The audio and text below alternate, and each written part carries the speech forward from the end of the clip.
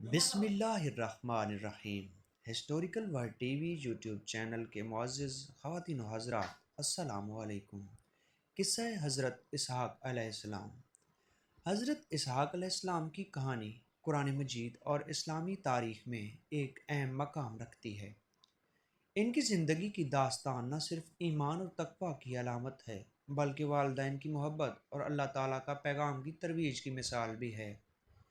حضرت اسحاق علیہ السلام کا ذکر قرآن مجید میں کئی بار آیا ہے۔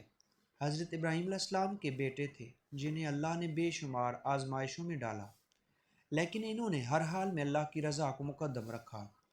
حضرت اسحاق علیہ السلام کی پیدائش ایک معجزہ تھی، کیونکہ ان کی والدہ حضرت سارہ علیہ السلام کی عمر بہت زیادہ ہو چکی تھی۔ حضرت اسحاق علیہ السلام کے بیٹے حضرت یعقوب علیہ السلام بھی نبی تھے اور ان کی نسل سے بہت سے انبیاء آئے۔ حضرت اسحاق علیہ السلام کی زندگی میں ہمیں یہ سبق ملتا ہے کہ اللہ کی راہ میں صبر، عزم اور ایمان کس طرح کامیابی کی طرف لے جاتا ہے۔ ان کی زندگی میں جو امتحانات آئے، انہوں نے اللہ کی رضا کے لیے برداشت کیے اور اپنے والد کی طرح اپنے خاندان کو بھی اللہ کی راہ پر چلنے کی تعلیم دی۔ یہ کہانی ہمیں یہ سکھاتی ہے کہ اللہ پر یقین اور اس کی رضا کی طلب ہمیشہ انسان کو راہ راست پر رکھتی ہے۔ حضرت اسحاق علیہ السلام کی زندگی میں ہم سب کے لیے ایک سبق ہے کہ ایمان، صبر اور اللہ کے پیغام کی ترویج میں کبھی بھی کمزوری نہیں آنی چاہیے۔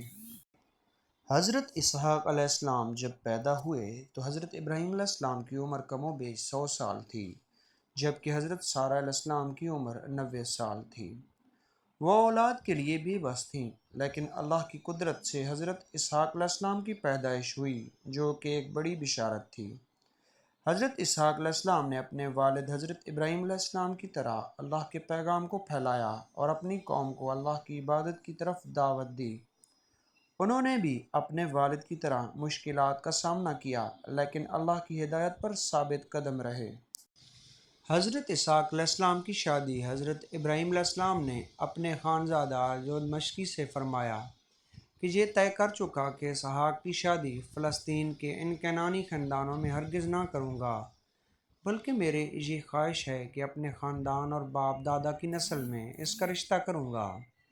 اس لیے تو ساز و سامان لے کر جاؤ، اگر وہ راضی ہو جائیں تو اس سے یہ بھی کہہ دینا کہ اسحاق علیہ السلام کو اپنے پاس سے جدا کرنا نہیں، چاہنا لڑکی کو تیرے ساتھ رخصت کر دے۔